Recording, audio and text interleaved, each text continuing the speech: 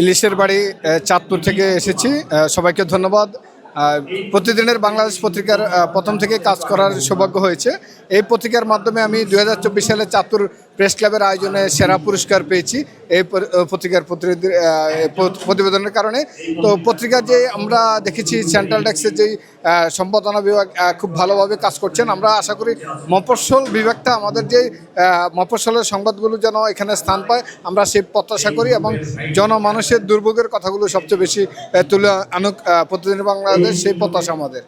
আসলে পত্রিকার শুরু থেকে এ পর্যন্ত একটা আকাঙ্ক্ষা ছিল, তীব্র পিপাসা ছিল যে কবে নাগাদ সকল প্রতিনিধি একসাথে হব।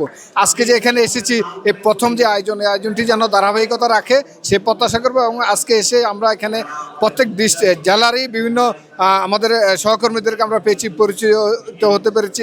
আমরা শুধু এই মিডিয়া না, আমরা টেলিভিশনে কাজ করে সুবাদে অনেক প্রতিনিধির সাথে আজকে আমাদের সাক্ষাৎ হয়েছে।